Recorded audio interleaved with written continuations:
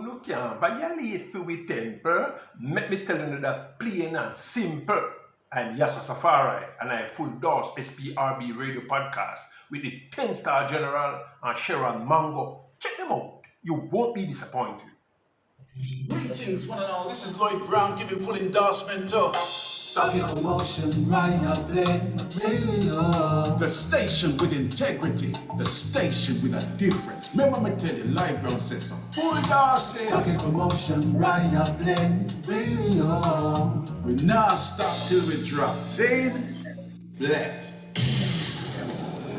Okay, good evening to each and everyone. I'm 10-Star General, and thank you for being here for another series or episode of Let's Talk About It, where we talk about mental health. Some of the team are not here at the moment, but we're going to start regardless. We're going to start with the introductions, so I'm going to move right over to Sharon Mango. Hi guys, greetings, blessings this Sunday morning, afternoon, where you are. Excuse me not being on camera, I'll be in and out because I'm just actually finishing my hair. I've been there from this morning. The 10th and I was talking when this was all going on. I'm still here but almost done, but blessings to you all. I could go down the line individually, but I can't see everybody individually. I only see I'll do that. like, you know what I mean? But yes, blessings, greetings to all. Okay. So let's do the introductions. Let's move over to Sharon Bentley. I'm going to mute you temporarily, Miss Mango. Okay. All right. Go ahead, Bentley. Good evening, everyone. I'm Sharon Bentley from Varsity Freedom Music Promotion. Welcome to Let's Talk. And let's move over to the DJ Maestro. Yes, good afternoon, everyone. Good evening, depending where you are. I'm DJ Maestro, part of this SPRB podcast team. And yes, ready to get into it today. Okay, thank you. Okay. And Beverly. Greetings all this Sunday. Okay, we're in for Sunday that's going to be packed full of information. My name is Beverly Knight.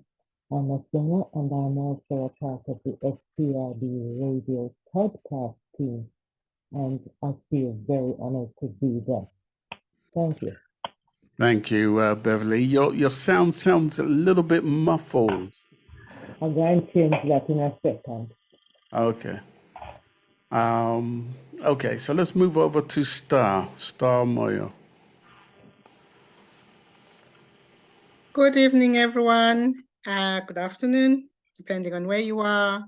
I'm part of the SPRB radio station podcast this evening, and quite excited to be here today to talk about issues that we don't usually talk about. Thank you. And let's move over to Mr. Benson.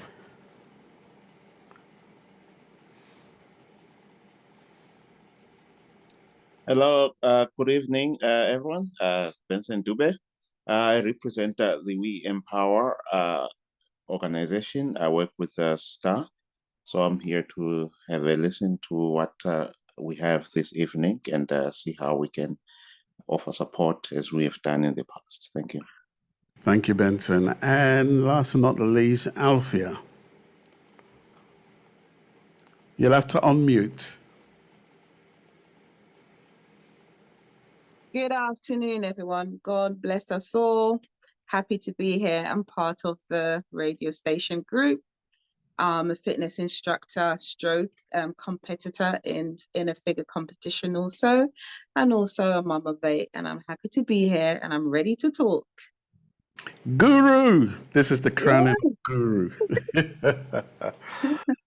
Remarkable lady right there, and a professional as well. So today we're going to have a discussion. We are not going to have a guest. The last couple of series that we've done, we've had a guest who, pretty much everyone that we've had on the show has spoken about their experiences with mental health, suicidal thoughts and all that kind of stuff. So today we're going to have a discussion.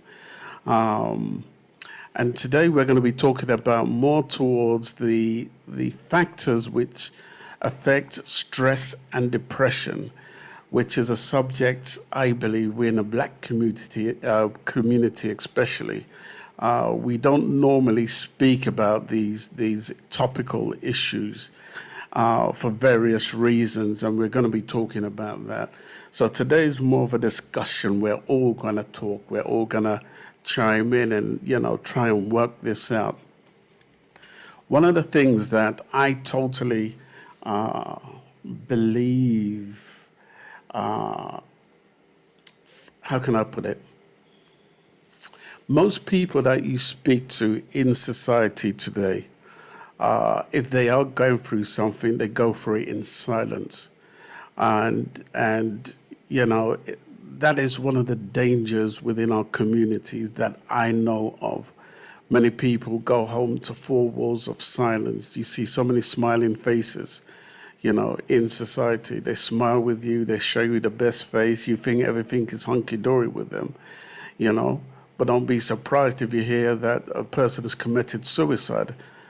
I've known a couple of friends who've committed suicide, one of which, I won't mention any names, but it was his daughter who walked in and found him hanging from the ceiling lamp,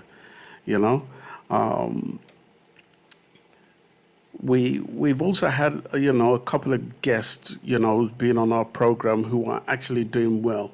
So before we begin, I just wanted to give you an update on Emmanuel. Emmanuel is doing fine since appearing on our show. As a matter of fact, he's keeping himself very, very busy. One of the things that he likes doing, if you remember, he suffers from ADHD. And one of the things that he loved doing is dancing, so he's consuming himself with dancing. Plus, he's also an actor, so he's keeping himself pretty busy. Kyla is also doing fine. And we had another lady who was supposed to come on the show. She shared a bit of her story, but she's going to come back and share her story another time. So today we're going to start off with factors affecting stress and depression. And anybody can just chime in here. But Sharon Bentley, during one of the meetings we had, shared with us one of the factors. And Sharon went to parenting. And I want to come to Sharon Bentley. Why did you mention parenting in particular?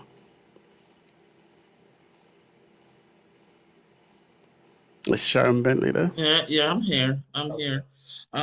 It had, I think that had was to do with the situation with school kids and racism. There was a clip that went around on Instagram, Facebook, where this school kids were beating this little black girl, and it wasn't the kids that really started it. As far as I'm concerned, it was the mother who triggered the kids to beat this little girl. Now, as a parent, when I see that, I don't know. I cannot understand another parent doing something like that to another woman's child. And that alone, I can imagine how much stress this little girl had. Not only that, but to see teachers came by. They never even move a muscle to interfere. They just stand up as if it is okay. Nobody pull anybody from that child. I mean, I say it started at home because we have to teach our kids how to behave, how to see others. You have people out there, they think they're better than you because that's what they were thought. Okay. We have to break that down. Mm-hmm. So let me chime in. How well, my question to everyone is, how well do we deal with racism and discrimination? Because that is something that does affect our stressful situations and depression. I think I live in the UK right now. And in the UK, we're living in a society where racism is not being accepted, even though, for instance, the Met Police have been found to be racist, institutionally racist, or is it systemic? I think they were found to be systemically racist, and amongst other things, but yet you have a Home Secretary who refuses to believe that, the Met Police are racist and very unprofessional in how they deal with us in society. Many people have some horrible stories to tell, especially when it comes to institutionalized racism in your places of work. I used to work, for the underground, and I was every other day I was fighting racism. And to me, is like, for all the years that you've had to work in a particular place of work where you're not being allowed to speak your truth, it has a lasting effect. I know some people nearly went crazy about it. And how many people have been institutionalized, because they've, lost their mind because they couldn't handle whatever situations they found themselves in. I don't know who wants to chime in. Alfia. Um, my little girl went through that a little bit. She was literally, we've moved from London, we're literally in Surrey, and the school she was going, obviously there's not a lot of black children there, but she was picked on for like constantly for the 2 years she's been there, and literally getting sick. It's one of these things that going down to school and discussing it with the teachers, they're supposed to put things in place. However, they don't put things in place. But for my daughter, actually, it got so bad till she just couldn't take it anymore. And she went into this little girl.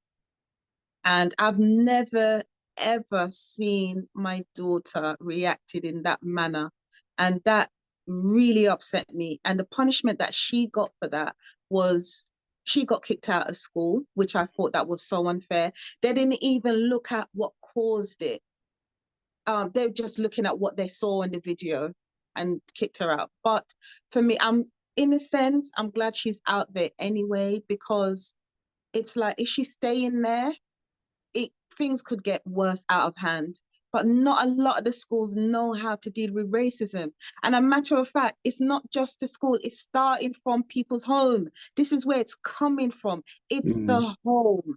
It's coming from the home. There's no one can say to me, oh, racism is coming from the school. It's coming from homes. And this is where it needs to stop. No children really know color until it's been drummed into them. And it's drummed into them from home. So let me ask you a question. Why do you feel the school system is not handling racism effectively?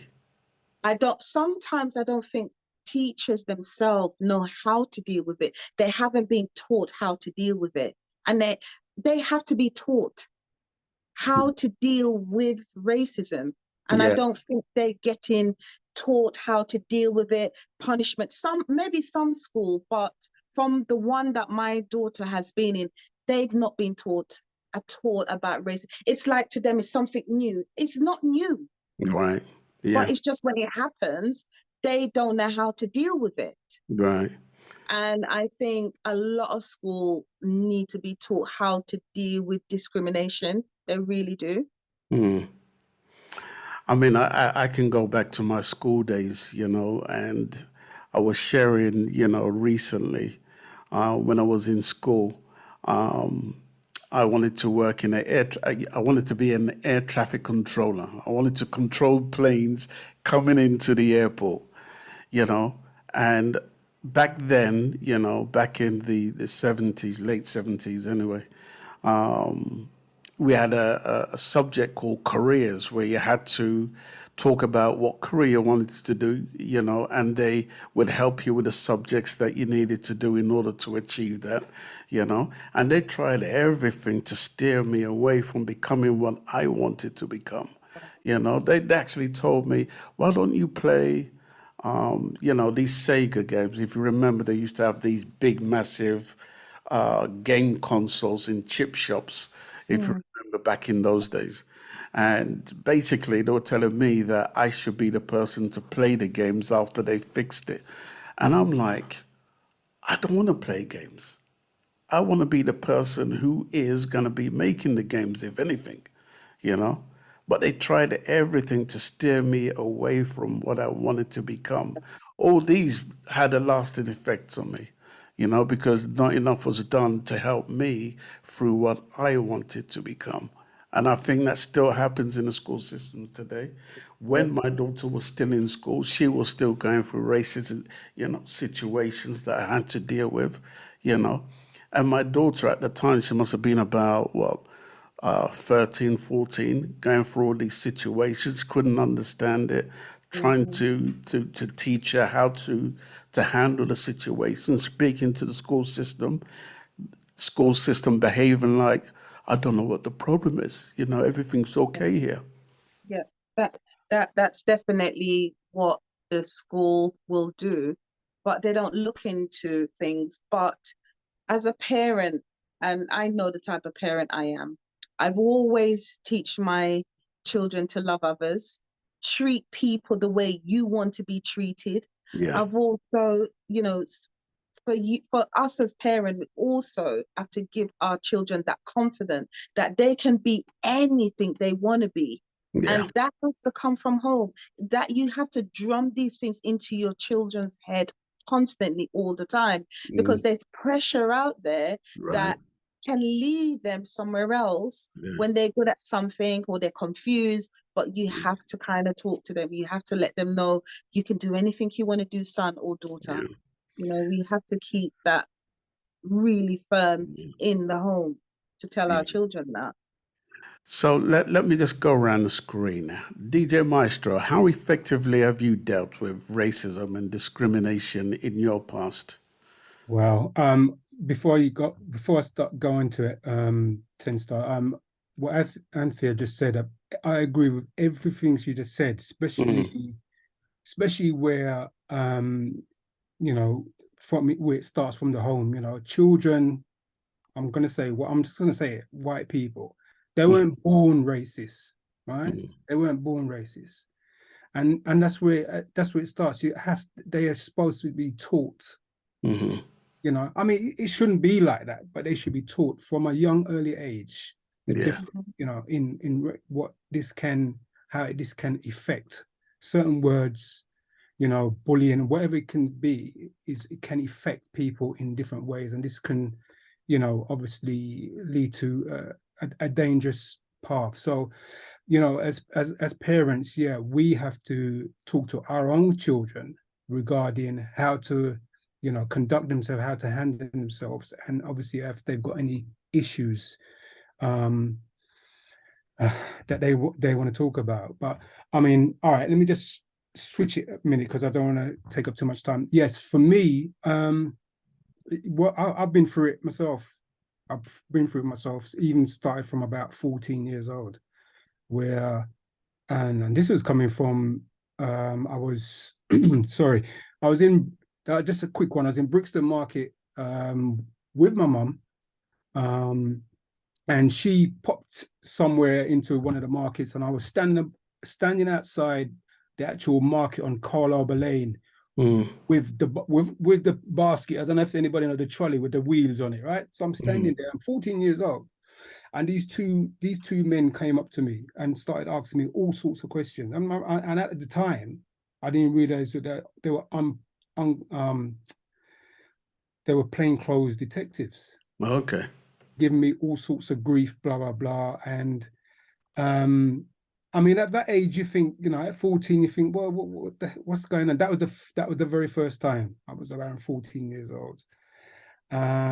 Anyway, I went through it must have been about, it could have been about 10 minutes, but it sounded like a lifetime. They was asking me all these questions, but this time my mum hasn't come back yet. All these people are going by and making a big thing about this to them.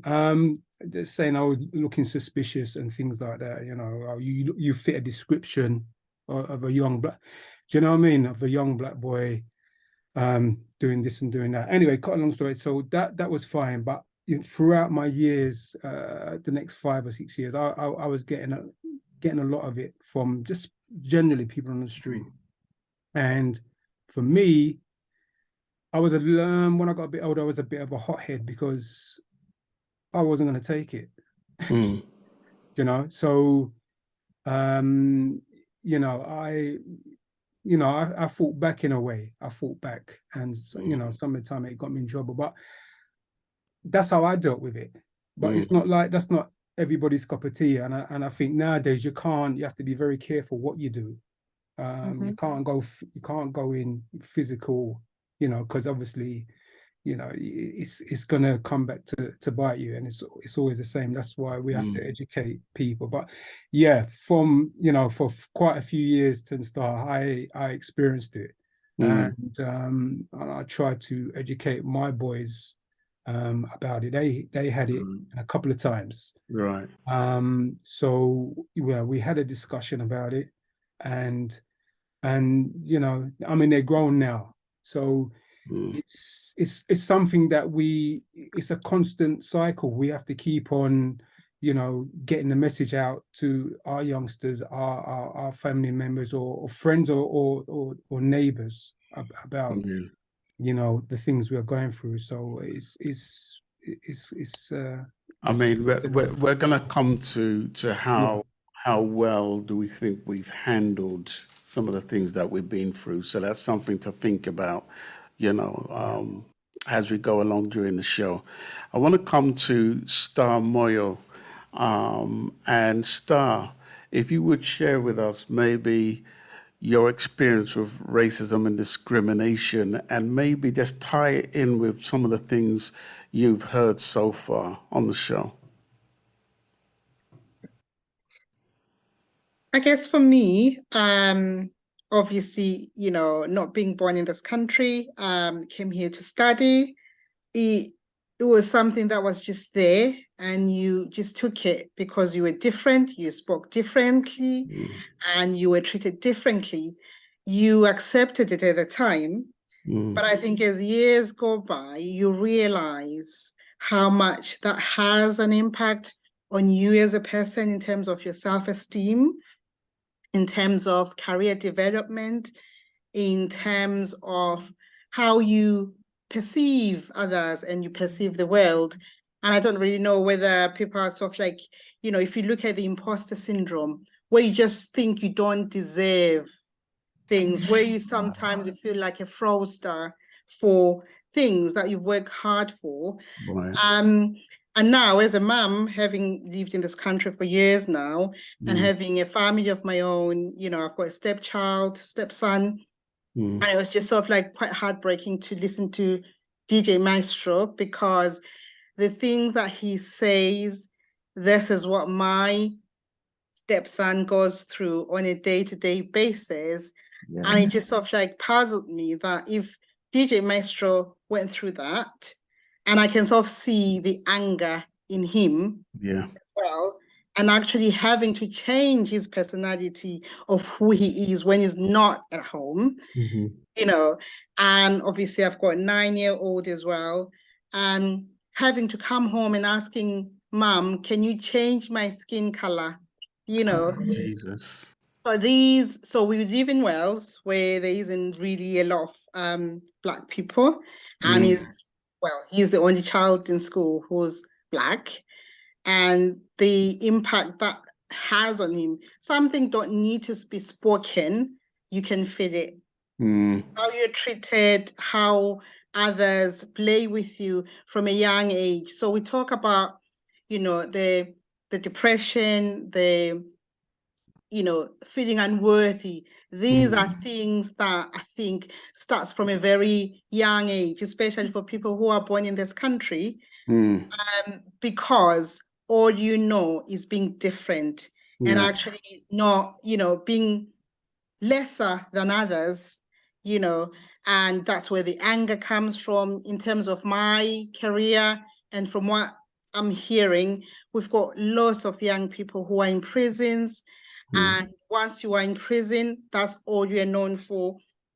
Getting a job, trying to move on with your life, you can't, because obviously you are now blacklisted.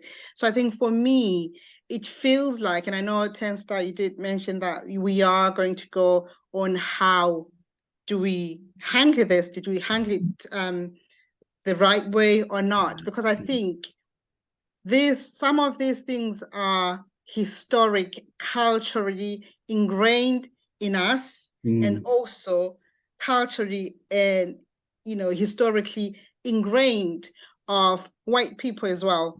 However, this is something which has a major impact on our community. And I think as much as we are doing something about it, are we doing enough? Is there any way that we can sort of talk to our children? Because what I'm seeing is the anger. We talk about the suicides, we talk about the mental health, we talk about people being in prison.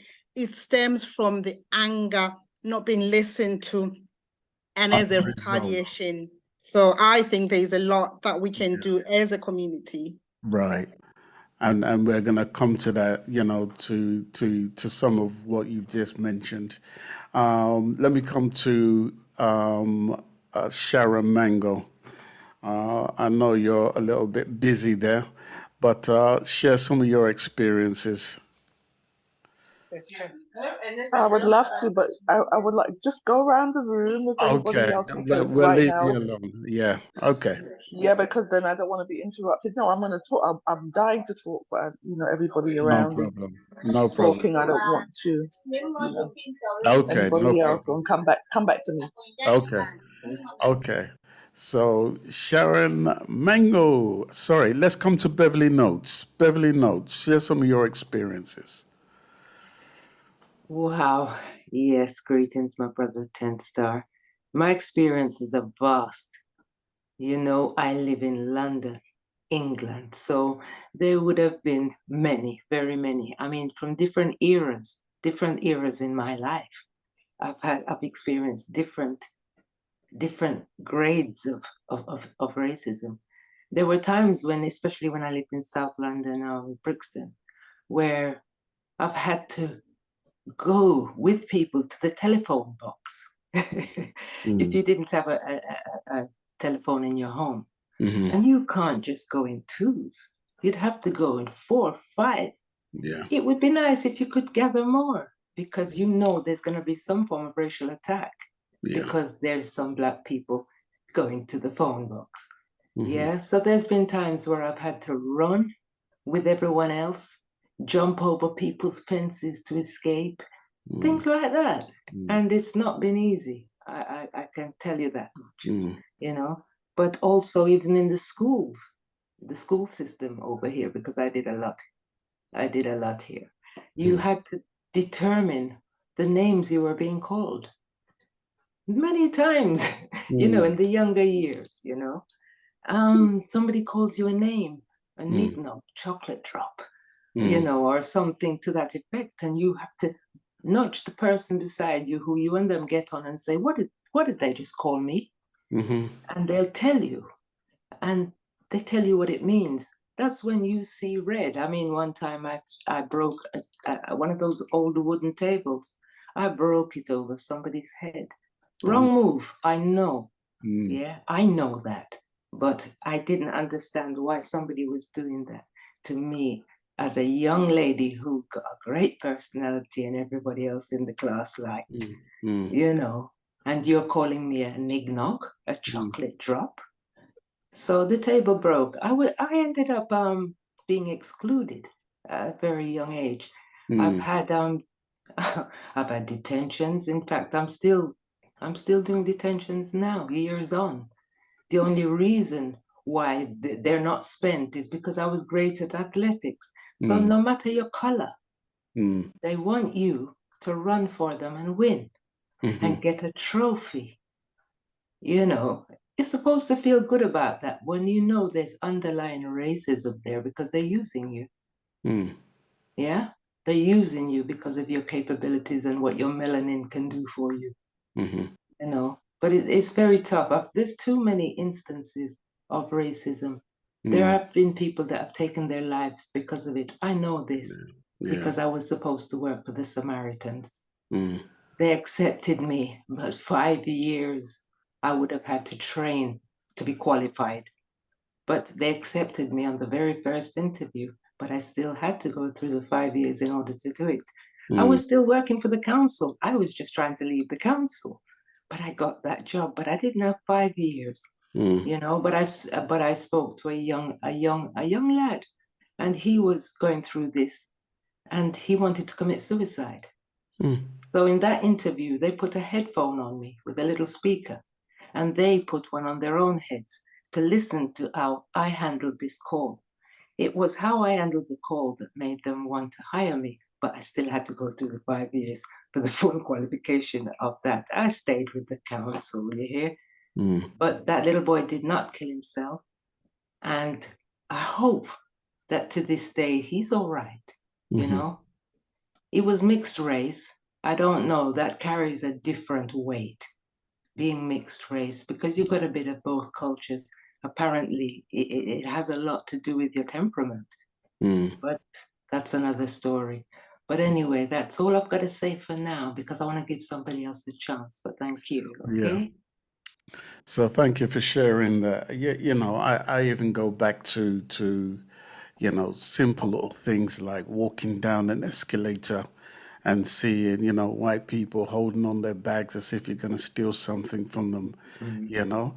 And I feel to myself, wait, does this lady think I'm going to steal something from her bag? What does she think she has in her bag, you know, that is of any worth to me? And here I am, because I used to work for the underground, and I used to get paid some serious money. So I'm thinking to myself, you know, I guess as I grew older and older and I started doing interviews, and more people were sharing their stories of, you know, racism and discrimination. A story I can share with you is there's a man called Bonnie Ruggs, and he's the lead singer for Third World. And I remember him sharing his story. And we were talking about racism and discrimination. And he said, Ten Star, can you believe? Now, I'm a man. I got some money in my account, right? And he says, I can even call myself a millionaire. And he says, can you believe I could be walking down an escalator in a shirt and a jeans or whatever, and people will see me walking down the escalator and they will be tugging at their bags as if I'm going to steal something from them. So I'm like, wait, so Bunny Ruggs, lead singer for Third World, millionaire, goes through the same discrimination? He says, of course. I'm a black man. They just see me as a person who's going to steal from them. And it's amazing how many of us go through the same sort of trauma. And I guess I want to come to the subject of trauma. You know, for all the things that we go through as human beings, you know, and we look back on our lives, especially when I look back on my life, I remember a time when somebody spoke to me about all the things that I'd been through, and I was taking them back to the early 70s when, you know, we were being jumped by skinheads and teddy boys and all that, and we had to walk around in a gang, and it was terrifying walking by yourself to school, you know, and especially when you're one of the oldest in the family and you got to see your brother and sister to school, and you don't know if you're going to make it for fear of being jumped by someone. All these everlasting effects. And as we go through the years, you know, I find that we just found a way of coping through it. However, the lasting effects that we all go through is largely dependent on how strong-minded you are as an individual, because these things could drive you mad. And it's not just that, being bullied is another thing that we go through, working for an industry whereby you find yourself doing more than everybody else. So why do I, as a black man, have to work 10 times harder than any other white person? And yet you're still not satisfied, And no matter how much you try to make your bosses aware of some of the things that you're going through. I'll share another story. There was a time I was doing a job and I was working in a control room, and somebody said something at the side of there, and I heard it. It wasn't something nice, I won't repeat it. And it turned out to be a scuffle between me and that particular person, which was started by somebody else. But everybody rushed to me as if I was the culprit, right? So we all had to write memos. I remember putting in a memo of what I had been through and what this person said to me. And, God is so good that there was somebody else who was in the vicinity who heard this racist white person say what they said to me. Unbeknownst to me, I didn't even know this. So anyway, I put in my memo. And I remember one of the bosses said to me, I see you've put in that you went through racism and, you're calling this other person racist, and, you're talking about, discrimination in the workforce and so on and so forth. And I said, yeah, that's what I went through. And he said, would you like to change your memo? I said, no. He says, well, I tell you what, if you're found guilty, you will be thrown out of the company. So I'm like, wait, have you bothered to even read or even investigate this matter soundly? He goes, well, I'm just going to tell you, if you do not change your memo and you're found guilty, you'll be thrown out. And all of a sudden, I had my backup. So I said, okay, I tell you what I'm going to do. I'm going to change my memo. So I wrote exactly the same thing that I had gone through. And at the end of it, I was coerced into changing my memo by this manager, whoever, I forget his name now. And he told me, would I like to change my memo? So I would like him to be part of this investigation. And so quickly he apologized and he said, listen, I'm going to investigate this thing, properly. And, when I realized all the things that I had been through, eventually they both had to apologize to me because I was going to take this matter, and I was willing to lose my job over it. That's how bad it was. I think at the time I must have done about 20 years for the company. And they ended up apologizing and I got the better end of the stick. But I'm thinking to myself, why do I have to go through all those loops and bounds just to go, just to get some sort of justice? And I remember going home at the time and how I felt. I was so infuriated. Somebody only had to look at me bad and I think I would have jumped them. But I went home and I remember I was so furious that I smashed my fist into the wall. And I broke every bone in my hand. And they had to repackage my hand at the hospital because I've got, nails and, screws and so forth in my right fist. And I remember saying to myself, I should never, ever, ever let anybody get me this angry again, So I want to talk about how well do we deal with trauma? Let's come to anyone. Althea. Well, I don't deal with that very well. I remember this time from Jamaica, fresh from Jamaica, didn't really spoke English. And I remember I was playing, it was next door neighbor, and she was actually white and we was on the swing. So we were talking and I would never forget. And she said to me, "You black monkey, go and eat coconut." And I never forget, but I hold that little child and I beat her. When I slapped her, and I never forget this. I said to her, "Yeah, I must go and eat monkey. No, you look like strawberry. Go find strawberry and eat strawberry." And when I looked on her face, oh my God, it was damaged. But this time, mind you, I was only about 12. Just came from Jamaica. Don't know nothing about racism or what that was. But I remember, as far as I'm concerned, I didn't like that name that you called me. And not even the name, she actually spit in my face. And I think that's what got to me when she spit and it went slap. I slapped her. She ended up looking like a strawberry. And this is when, to me, I was fine.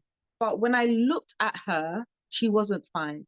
And I'm thinking, why would somebody call you a black monkey and on top of that spit? And I was puzzled because I'm thinking we were playing. That's not how somebody play. Yeah. You know, and that to me, that was a trauma because I battered that child. I literally battered her because for me anyway, no one could mess with me because if you did, you were going to get something. So it's still a learning curve for you. So for me, that was a learning curve because obviously coming from Jamaica, don't know nothing about racism or didn't experience things like that. But obviously, you know, someone who want to play with you, I'm there thinking everybody is the same. Like in Jamaica, oh, somebody want to play with you, go and play. But she spit in my face. I knew you're going to spit at me, call me a black monkey. Nah, I wasn't going to have that. So you know, and for me as well, I can definitely say, I wouldn't call it violent, but I could handle myself and I could handle anyone that came to me. And seeing that, it was, her nose was bleeding. Her face did look like a strawberry. Because I decided, you're going to tell me about coconut, I'm going to make you look like a strawberry. And that's exactly what I did. Right. But it affected me to know that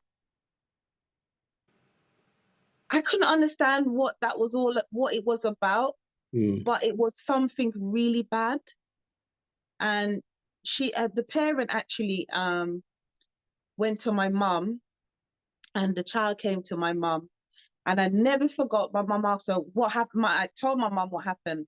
And I never forget my mom go, Lord Jesus Christ, when I trouble the wrong picnic. And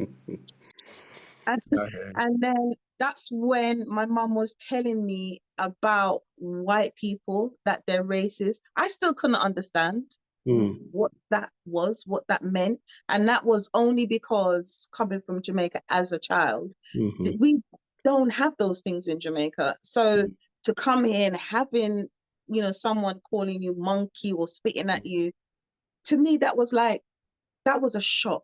It was a shock.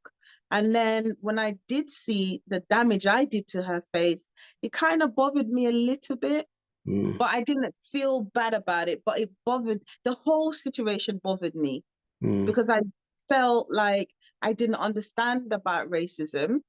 And also coming from Jamaica thinking that, okay, it's a child, you know, because Jamaica, we all play together.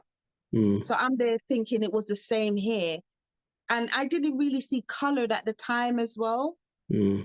So that blew me. And then also the understanding that I didn't have over that until my mum actually told me what that was all about. So mainly I wasn't really hitting her because she called me the name. It was more the spitting. So that's when I felt like I went really mad, when she called the name and then she spit right in my face. That I weren't having. Right.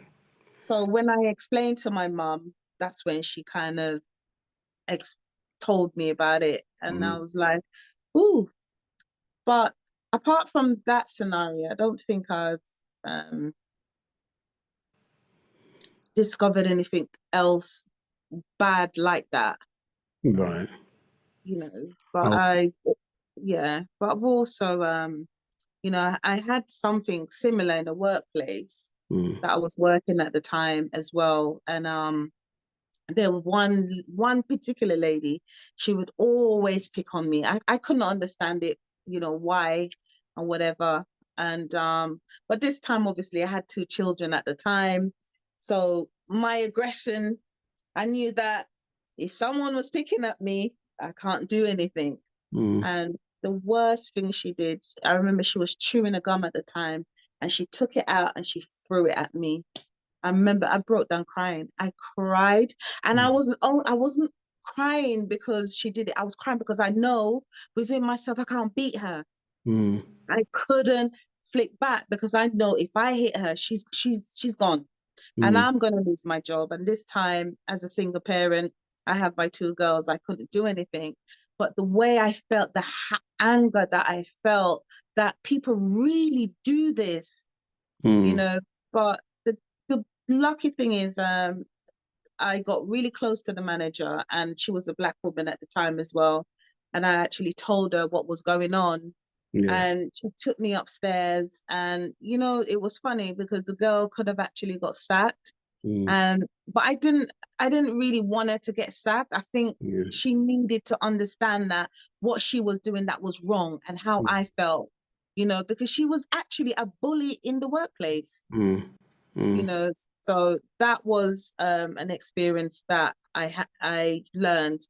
But at the same time, one thing I knew I learned, that was the first time actually I learned about my aggression, you know, not to kind of lash out like that. But normally, any little thing, I'd be lashing out. But that taught me to hold in anger and to calm things in and talk. But, you know, it's sad to know that the age I'm at now, and it's still going on. It is sad. It is really, really sad. Thank you for sharing that with us.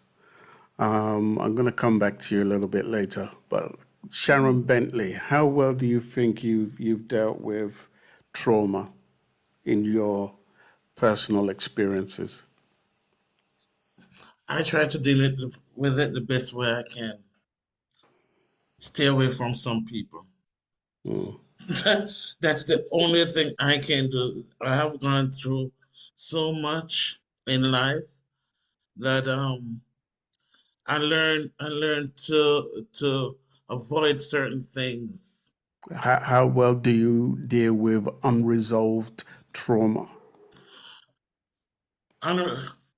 I don't deal with it very well, so that's why I try to stay away from certain situations that will trigger certain things. So your coping mechanism is to just keep yourself to yourself. Exactly. I try to keep distance. Do you get flashbacks? Oh yes, all the time. Because you don't go through life without it. It always appears to you. Right. You look at it and then you realize, oh, this is not what I want. Right. So You if I was distance yourself. I distance myself I try to build a wall around certain things. Right. You know, it is not easy. It is not easy because every day when I look at things, I was listening to Alita just now.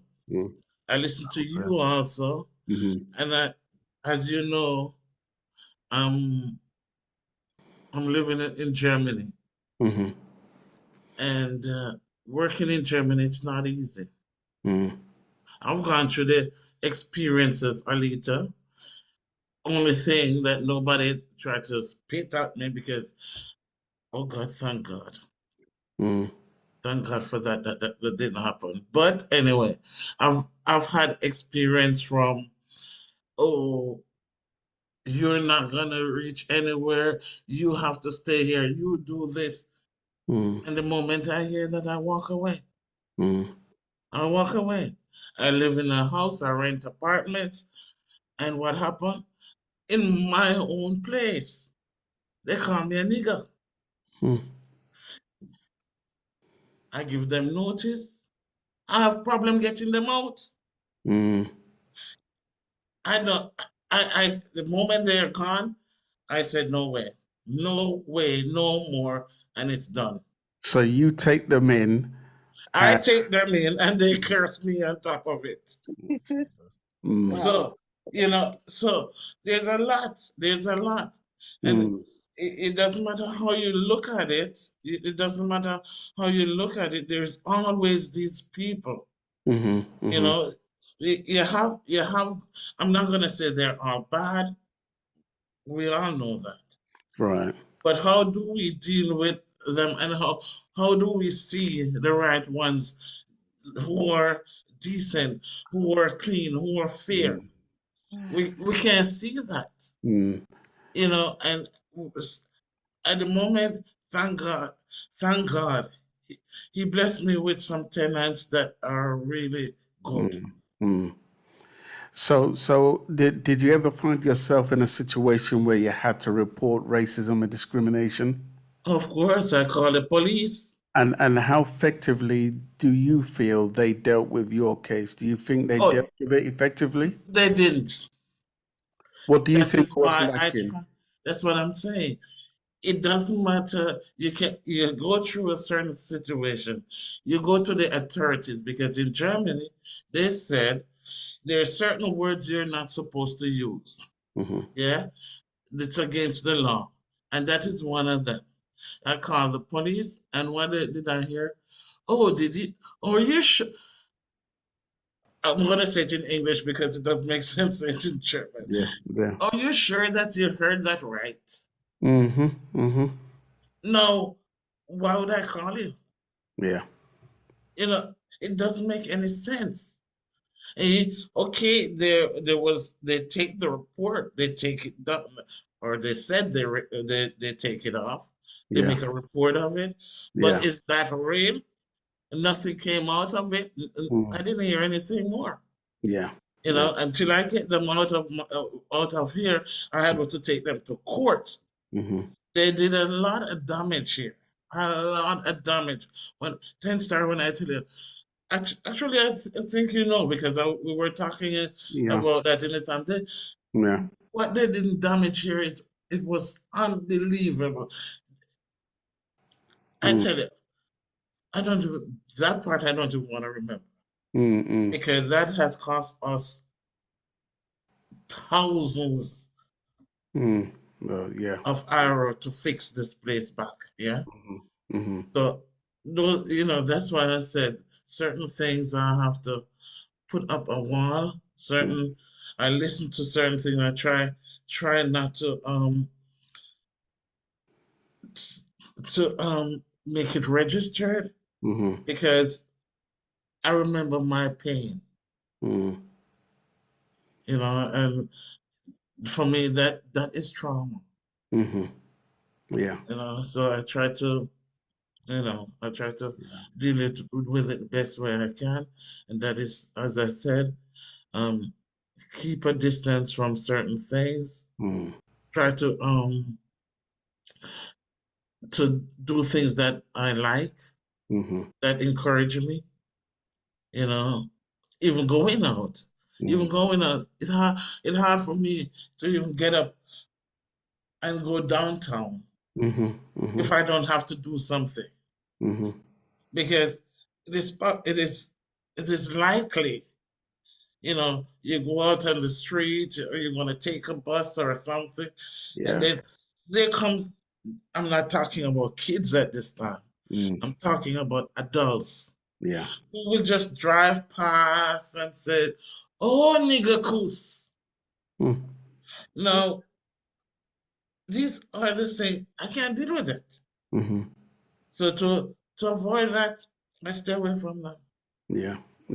I deal with the people who are that I know, who are on my level. I deal with those people. Right. I haven't, at this point, 2 days ago, right in front of my dining room window,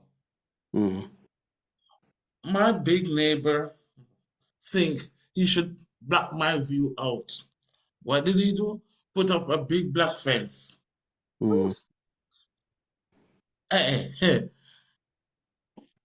he want me to come and say something? No, I'm not. Why? Because the same black fence that he put up, I'm gonna put up another apartment up. So he's gonna be blocked. That's it. We don't have to argue. I don't have to argue with him. I'm not gonna go to him and say, "Oh, because of your fence, my plants are gonna die." No, no. He built his fence. He think he is doing himself good. He's hurting my plants. Okay, I'm not going to him. Or maybe that's what he wants to. And if you go to him, then they said you're the problem. They always find a way to turn it around on you. Right. They don't see what they do. Well, thank you for sharing that, Sharon. Yeah. So as far as I can make out, still unresolved issues. And we just find ourselves soldiering on, right? Okay. Let me come to Beverly. Beverly, how well have you dealt with trauma? Okay. Is Beverly there? Or is she gone? Okay, let's go to DJ Maestro. DJ Maestro, how well have you dealt with trauma? Well, what I depending where if I was a younger age, what I did to deal with a lot of things is when it was happening back in the day, I went into football. I joined a football team. Right. Because I thought, it was just getting me with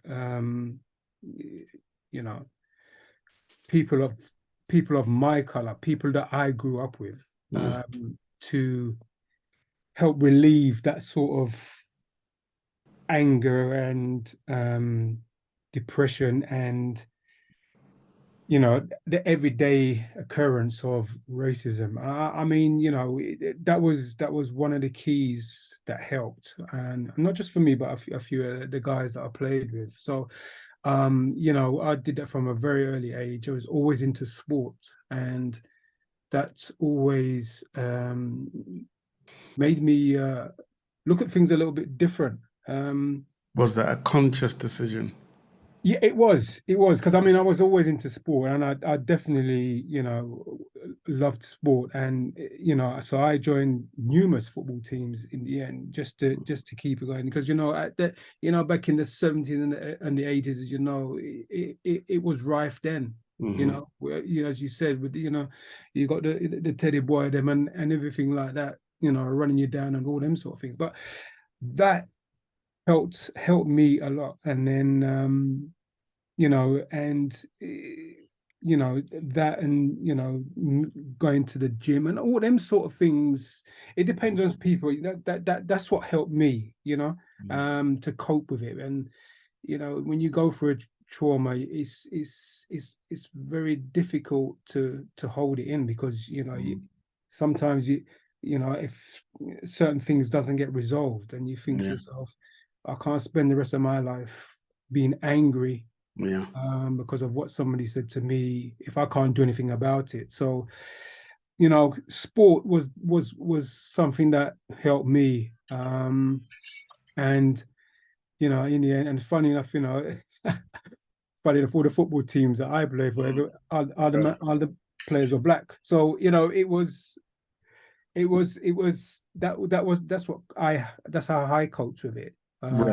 Right. And that was on for quite a few years. So, but that was my mechanism. Right. Yeah. Okay. Thanks for sharing that with us. Beverly. Hey, sorry about that. You dealt with trauma. Right. Sorry, come again with the question. How well have you dealt with trauma? Right. It depends. It depends because there's many ways of dealing with trauma. I think that because I'm a creative person, I've tended to do creative things that helped me with whatever trauma I'm going through. You know, not only am I a songwriter, I do animations, I do editing, I do all these things. I used to build computers. So I do creative things, Right. And it really does help. Right. It helps greatly because something comes of what you're doing. Yeah. And what you're doing is because of what you went through. Not just because you're good at it, but it's a stress relief. Sometimes you write that song because you're stressed. If you wasn't stressed, would you have written the song? That's so true. So I'm triggered by things that happens to me. Sometimes it can bring out the best in me. Yeah. It's amazing you mentioned that, because I remember how I felt, and back then, because I started doing my first production, I think it was 1998. And back then, what I started to do as I was going through certain situations, I started writing about a lot of the stuff that I had been through, and that was, it's funny you mention it, because that was the very thing that helped me to cope. I used to go in the studio, I will absorb, that spiritual energy in terms of what do I want to create? Okay, I want to sing a song about, my mental state of mind.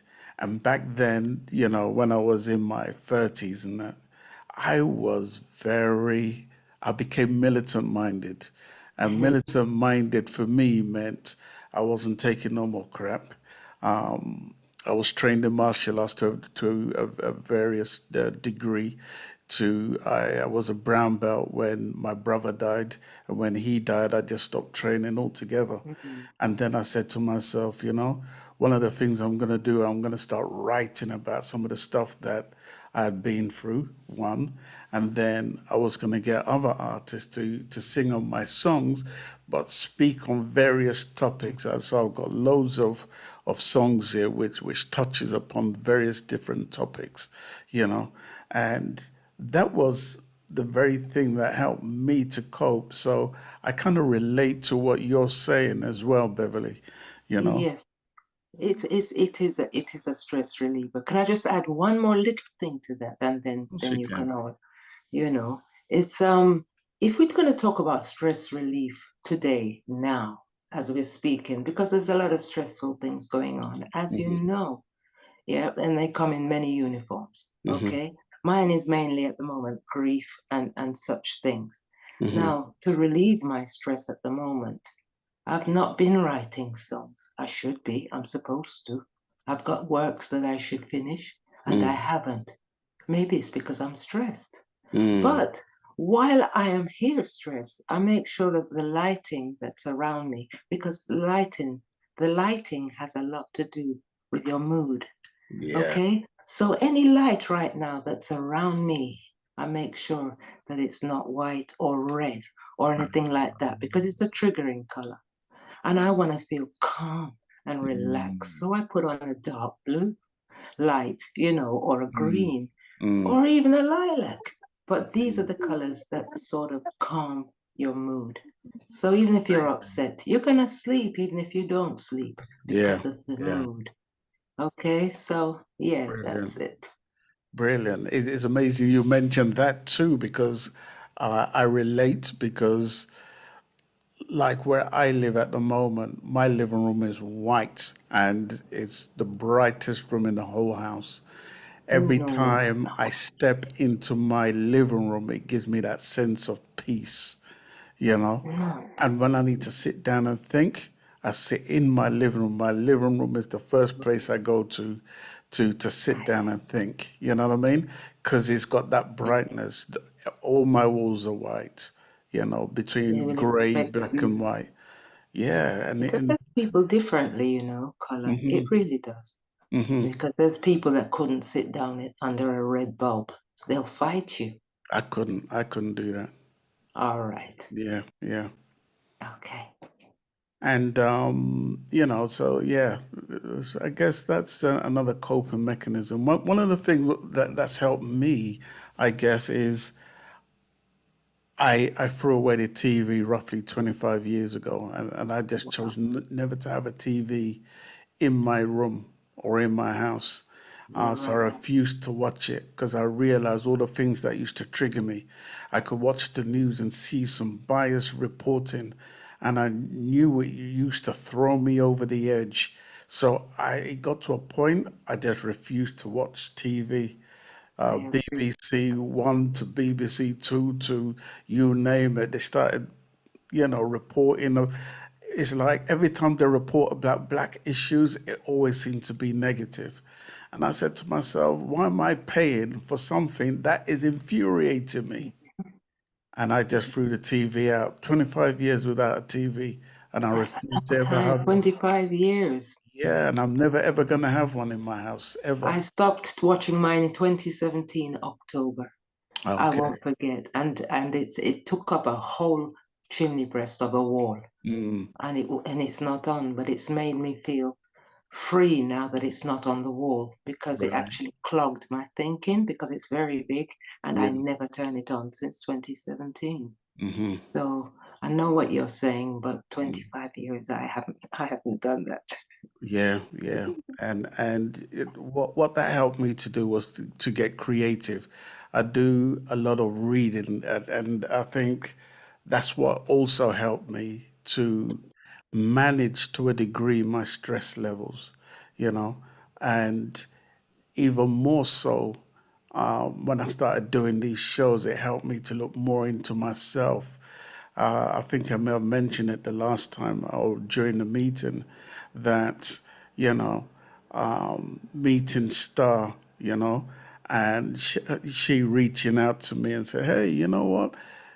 These things can have an adverse effect on you, and, it has a way of just bouncing back on you when you least expect it. And I remember going through a mood swing. I was sitting in my house and there was a couple of things that happened, you know. I get to a certain mood if I realize something's happening around me and I just can't put my finger on it. And that was one of them. But the other part of that equation was the fact that I'm doing all these shows and I'm listening to so many people who's reaching out to me with various issues and problems. And when you're an empath, right, you soak in other people's energy. And I felt myself soaking in so much energy, which had nothing to do with my energy, but it was what I was picking up. And I started to take notice of that. So I want to come to Star Moyo. In everything that you've heard so far, and maybe with some of your experiences and so forth, is like, what can you unpack in terms of how we deal with trauma? How are we supposed to deal with trauma in our lives? Is there a set rule book or is there a set way to help us cope with some of this trauma? I guess as human beings, we do what we feel we have to do at that particular time. But I think for me is the reflection afterwards. How does this help me move forward? Because I think what I'm actually hearing is a lot of anger, a lot of people who sort of feel they just don't know where else to turn. And to a point, people where are they into their shell, just to avoid their feelings being hurt. But unfortunately, with trauma, what actually happens with trauma is there is a certain part of your brain where information gets stored wrongly. And, some of that information in terms of actually what happened to you as a person, you've not had that time to really fully process it. It was funny when I was looking at Althea, the way that you were talking.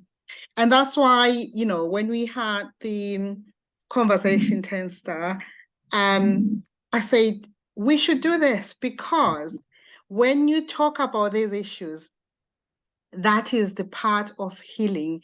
You could sort of see Althea really looking at that incident, what she went through with that girl, really trying to process it fully. Because sometimes you think you've processed it, but you haven't, because you haven't really had that time to say it loud and actually really sort of think, what did that mean? And how did I actually handle that?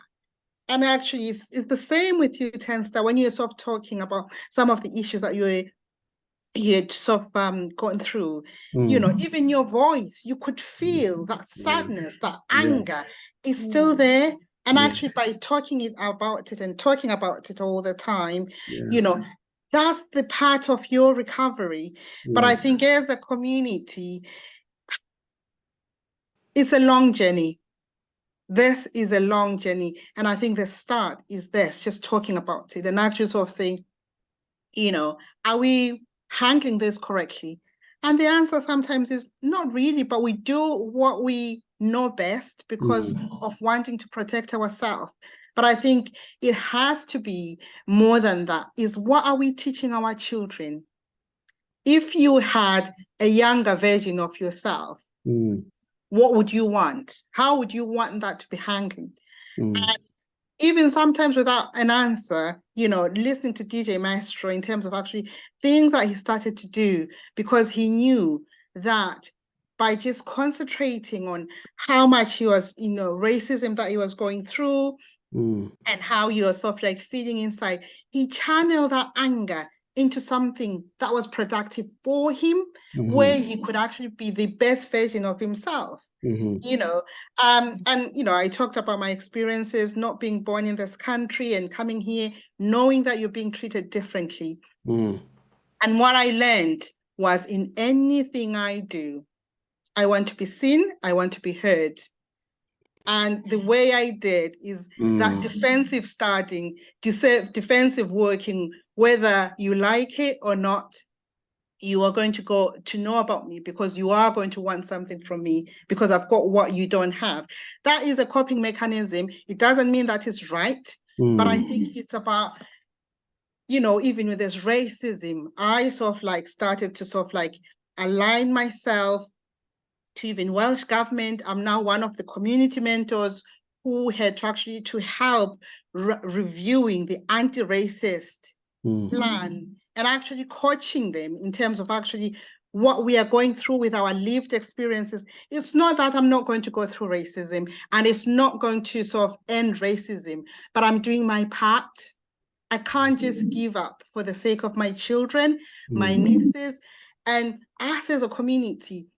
We all have to do just one bit. If you educate one person or two people, you've done enough, but we can't give up. We can't continue in this anger where sometimes we feel to a point where we feel so depressed and paranoid and so overwhelmed that this actually reflects in our children.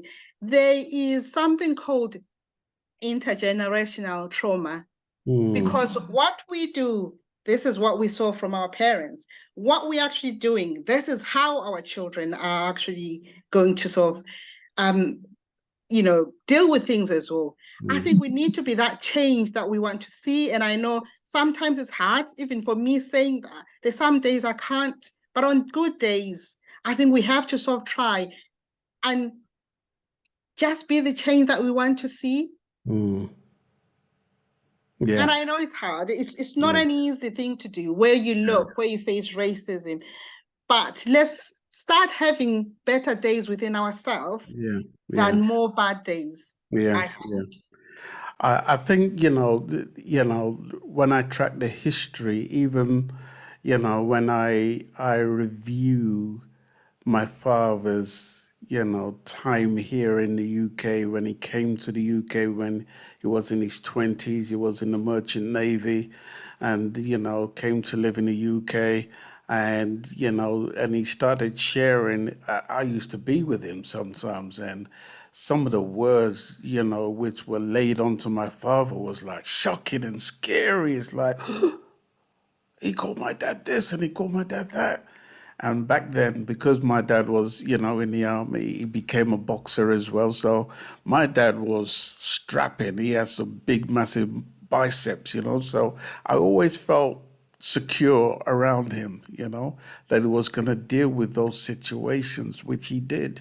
But when I kind of look at what he went through and some of the words that he was called, some of his mates told me that when they came to work for the borough of Brent, they actually thought some of the black workers had tails, and when they started to talk about the trauma that they had been through as elderly people back then sharing their stories with me, you could see tears in their eyes, and they felt like anytime they reported situations, it wasn't dealt with effectively, or they were being told, you should be lucky you have a job, or you got a chip on your shoulder, So it's almost as if people of color were boxed into a corner where we felt like we couldn't speak. I know I can't be the only person who went through this, but it's like we felt like we couldn't speak our truth for fear of being persecuted in any which way that company saw fit. Am I making sense? And that still happens to this day.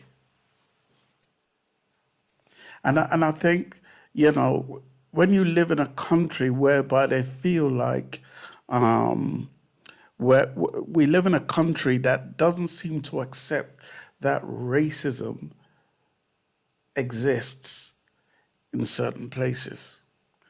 Now, I recognize that not every white person is racist. I do know that. There's a section of people who were taught race. There was a program that I saw which touched upon racism and discrimination. And they were speaking to this little kid. And the interviewer said, do you like this person, this black person? And the little kid said, no. He goes, why? And he called him the N-word. And he goes, but why do you hate him? And he couldn't say why he hated this person. And when they got down to it, they came to realize that this was taught in a home. Goes back to what Sharon Bentley was saying, that a lot of racism is taught because we're not taught to hate, Anyway, that's my little history right there. Let's come to Miss Mango. I don't know if Sharon Mango is still doing her hair. I'm still here. Yeah, no, we're actually finishing up now, but I've just I've been listening to everyone, and everybody's story just resonates because at some point in my own life I've experienced all what you've been through. It is a very difficult thing to go through in this lifetime because it's like it's not going to go away, and I don't understand why. There's no reason for it. You know what it is at the end of the day? I think that there was a point in my life that, I don't know, there was probably a lot of people who were thinking the same thing, but there was a point in my life where you sit back and analyze it, like, what is it about us that scares the masses so much that you have to push so hard to degrade us in every aspect, whether it be verbally, physically, or mentally? What is it about us? Is it the actual color? Is it the fear of us being better than you? I still question myself in that because it's just, it's ongoing. And it seems like it's on the rise again because with the stuff I'm hearing happening in England, and of course here too, the bullyism has definitely gotten out of hand. It has. It's gotten out of hand. Say that again, Sharon. I was saying the bullyism has gotten out of hand. It seems to be on the rise again. Yeah. That's real scary. And, I'm glad my daughter's grown. I only have the one because, may God forgive me, I promise you, should my child go for anything like that again, if I had a child, I'm not sure what I would do. Why should they be subjected to that degradation? It's why should that happen? Why should they see that? I now have a grandchild. I'm worried for him. What's going to happen? You know what I'm saying? You start to really think deeper now that another life is being brought on this earth. Right? Our children are supposed to be the ones that make the changes, but look what they've been. You know, our ancestors suffered, and you think that, okay, they suffered, and we all know the history. But what is happening now? It hasn't stopped. So, what do you do? Yeah. You know, growing up in England, real quick, I'll say this. 'Cause you think if my phone cuts off, then I'll log back on. But, you know, growing up in England, we were bullied in school. I watched my own father being bullied every single day. Because he had built his business by the house. But every single day, 2 cops would come by, 2 policemen, ask him the same question. Good evening, Mr. Grant. Can I have your name? You just said my name. Well, we'd like you for the records for the name. Harassed him literally harassed him every single day. So the last time they said, well, good evening, Mr. Grant. And my father's working on the cart this time. Can I have your name? He said Cassius Clay. Oh, come on, Mr. Grant, don't be funny. Well, what the hell are you asking me my name for then? My mother at that point had enough of the harassment. It was every day. She ran out of the house, had the clogs. And my old ladies, you know what the clogs are, right? You know the shoes, the clogs, right? She had one in her hand. She grabbed one of the cops and she pummeled him with the clogs while the other one trying to fight her off. She eventually ran back in the house and called her doctor and said to the doctor, I just did something really bad. And he said, don't worry, I'll take care of it. And he said, yeah, nothing happened. She said, yeah, she's been on medication for quite some time. She wasn't herself. They couldn't do nothing. But it was just the stress alone, my father being as calm as he possibly can. Because if my father had raised his hand, they probably would have killed him. It was a reason to kill him, innit? But my mum couldn't take it no more. Right? Yeah. Another time, my father's driving right down the street from the house. There was a pub right there. I was right in St. Kent's Rise. There was a pub. And I guess the guy was drunk. You can tell he was Irish because he was already screaming all kind of obscenities. So my father politely beat the car horn because he didn't want to hit him. The window was down. I'm telling you, he fired my father one punch to his face. Now, by this time, he's less than 2-3 minutes from the house. He drives back to the house. My brother was there. He said, Daddy's in a fight. All of us went outside. But if you saw my father's face, I'm telling you, it was sticking out. And we all went down there. He had some friends. We had to go deal with it. And when I say we, yes, I was involved too. Pelting the biggest stones. You don't never forget these things, man. You never forget. Yeah. It wasn't just us, the children. The parents were getting it left, right, and center. And guess what? They're going to take it to their grave, you know? Because there isn't anything that was dealt with. Yeah. It was issues that was never resolved. It changes you. It changes you as a person. It changes your whole identity. It changes you. Yeah. Yeah. But I will tell you this, the one thing my parents taught us, as much as they were racist against us, my parents made sure it doesn't mean that you have to be that way. So I will politely say this, I'm racist against those who are racist against me. I'm going to leave it at that. Right. Right. Thank you, Sharon, for sharing that. Is there anybody who wants to say something, touch upon anything that we've been talking about as we round up this discussion? Nobody. Okay. Yeah, me. I would like to say something. Go ahead. You know, we all face these tribulations. The one thing that helped me too along the way is my Bible. Mm. You know, there's times when things happen and you don't have no way of explaining it, or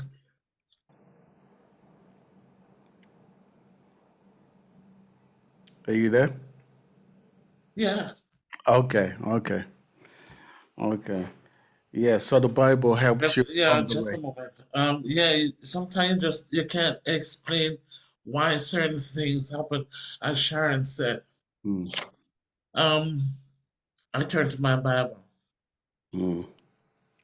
I've been the last year, I think, I'm just running religious stuff right through my house. Mm-hmm. Computer upstairs, computer downstairs, and it's just on a religious program straight through. Mm.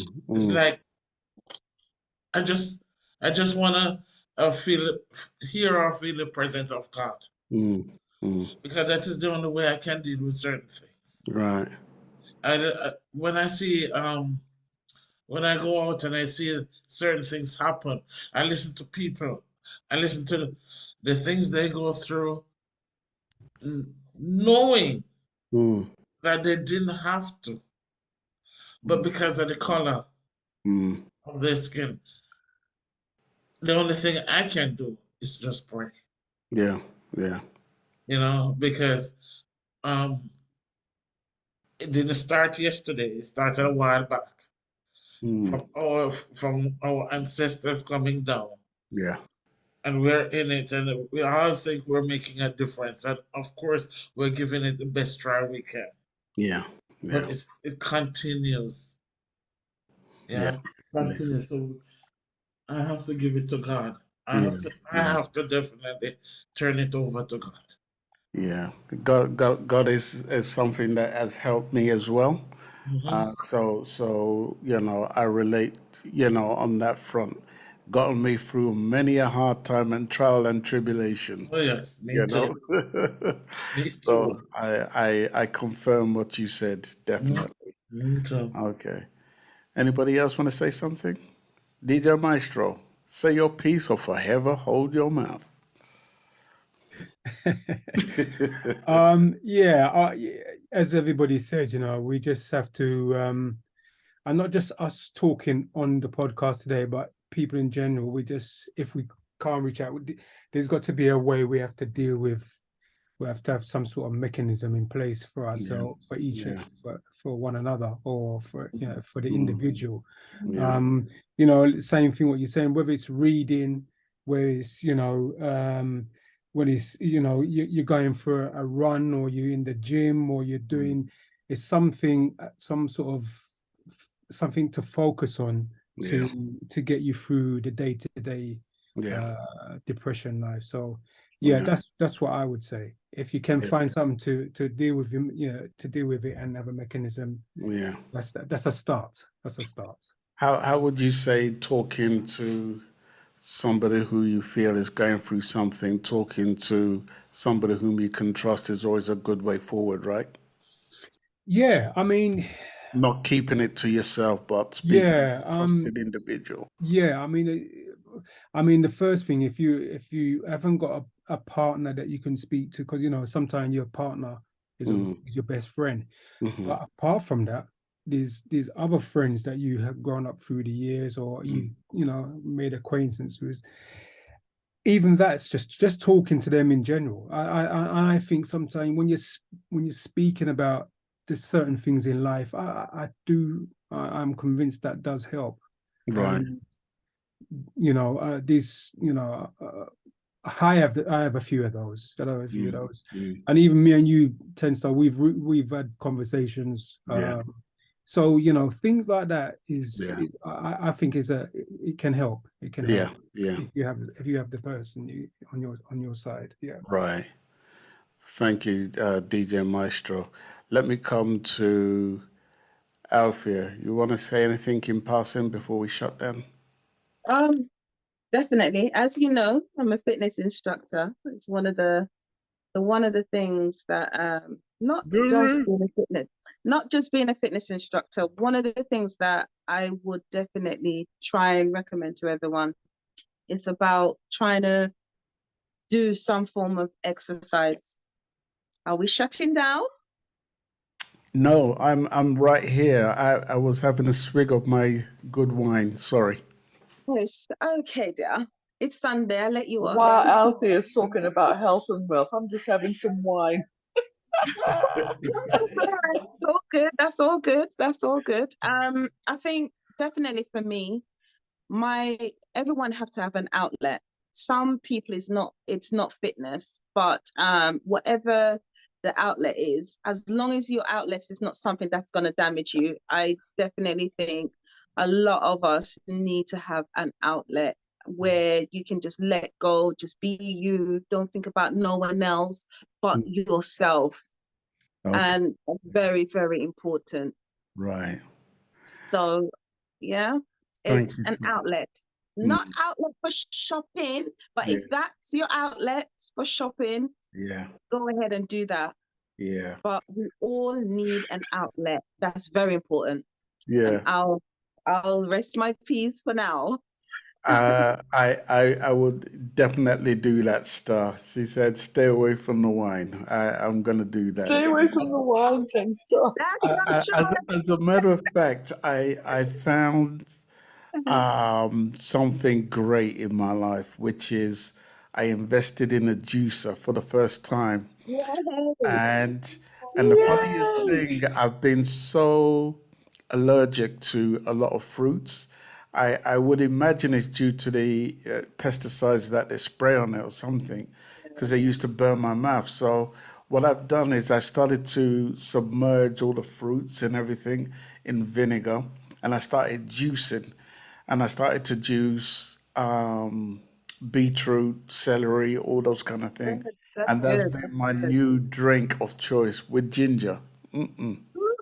Nice. So delicious. Yes, I do that. Yeah, so I've been doing a lot of that with my mental state of mind, paying everything attention. You know, I'm taking too many tablets, so I'm paying that attention too, because I want to get off the tablets. So I've just been, since doing these shows have definitely helped me to pay more attention to my own well-being and happiness. And also, Guru's been helping me along the way. Sorry, I mean Alfia, and with my Guru. Yeah. So that's been working for me, I want to come to one or two of the guests if they would want to talk. Norma, I know you're there. Can you hear me? Hello.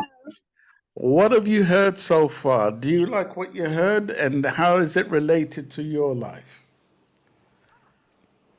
Let me be honest. The first time I experienced anything negative concerning color was at boarding school in Jamaica. Yes. The principal, she separate the light-skinned girls and the darker-skinned girls. Me, I come in between with that complexion. So what I did as a radical and as a leader, I got all the black girls and I said, let us study. And I said, we're going to come in the first top 10. And we study and we pass. And she was shocked because this woman was very dark-skinned and at boarding school where you're paying so much money and she causing problem there. So my mindset was aware of it. And when I went to London and started to study, nothing fazed me because I already experienced it from home. Okay. And now I'm working in an environment where it's only 2 black. two black people there. And to be honest, only one time I experienced something on the elevator with a person. She did not say anything, but the look that she gave me is as if I'm a criminal. And when I was getting off the elevator, I said to her, those days are over, so get over it. Yes, I said it to her, and she turned red, but as someone was saying earlier, we need to start educate our children and our grandchildren, let them be aware. It's for real, it's out there. And you know what is happening now, people? You have more outcast children now than before, because children going out there and having babies for white women and white men. So some of them who hated black, they have to live with that child for the rest of their life, but it's something that we have to pray about and learn to accept it. There is I usually say I'm a minister as well. And I usually tell people I convinced that Jesus was black. I convinced because I don't see the reason why they interrogate us so much because of our skin color. You understand? It doesn't matter if you have your PhD. It doesn't matter where you're at. They still come at you just because of your color. And I strongly believe is inferior complex. Right. I strongly believe that they realize that we are strong. They know that we produce a lot of stuff. And if you check back, a lot of stuff that invented is black people. They stop lights and everything. So we're not gonna let them stop us. We're not gonna let. Okay. Well, she's lost her signal, I believe. Let your enemy be your footstool. So we're gonna step on the hatred and reach where we are going. Right. You understand? And when I'm there working in the medical field, working amongst them, I said, the Bible said, the wealth of the wicked shall be in my house. So I come to claim it. You understand? So we have to make up our mind, we have to forgive them and move on. Because if you keep thinking about it, you're going to get bitter. And what you do with bitter stuff, people, you turn it into lemonade. You use lime, turn it into lemonade. So stop letting them oppress us. Stop letting them put us into depression. We must put them into depression. How you going to do that? You're going to start loving them and ignore them. You understand? When they throw something at you, you ignore it. Because if you follow them, you're going to lose, because the police not going to come and hear your side of the story. The police coming to hear their side of the story. And it's something you have to just fight. Keep your head above the water. It's hard sometimes, but we have to just keep our head above the water. I live in a predominant white neighborhood. I haven't had any problem with them yet, and I pray to God I don't have one with them. And I work with them. Right. So, it's something that we have to live with. That's our thorn, the thorn in our flesh, But everyone dealt with it according to how they can. And one last thing I have to say, I remember one told me at church that she was going to box me. And I said to her, you forgot I know where you live? Yeah. I said, you forget. I know. People, listen, I would remember.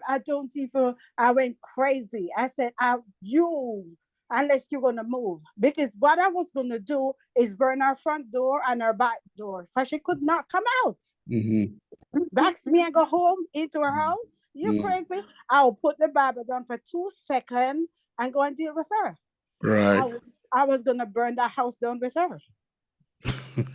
Yes. Well, thank God you didn't do that, but yes. And please don't listen to me on this line and do that now, please. Yeah.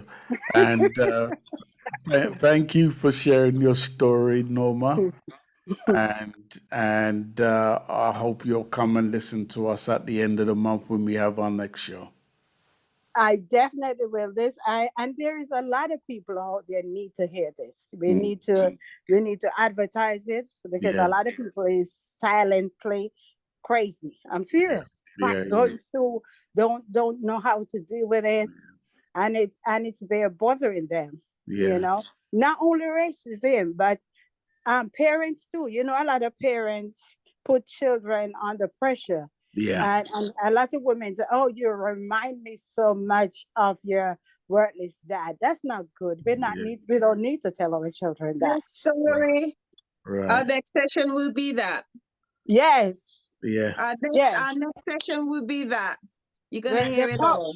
The power of words, you know, the spoken words, because the Bible said life and death is in the power for a tongue. You understand? So you tell the child that, the child gonna still believe that he's worthless. The child is gonna think negative about himself because he's hearing it from his mom. Yeah. So we have to change what we say, how we say it, how we do things. It all boils down to us. Yeah. Changes come within us.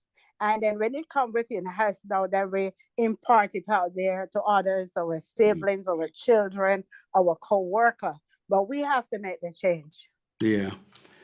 Thank you so much, Norma, who lives all the way down there in Florida. God bless you. Thank you. God bless you too. Let's come to Father Don. Father Don, are you there? Okay. Not too sure if he can hear us. Father Don. Maybe not. Okay, so we're going to end the show, and we will be back here on the 30th. I think it's the 30th of April, right? We're going to be back here with another edition of this show, and hopefully we'll see everybody then. And thank you all for being here. So we are going to sign out just like this. All right? God bless everyone. We're going to get out of it. God bless. Bye-bye, everyone. Take care. Bye. Take care. Take care, everyone. Thank you. Bye.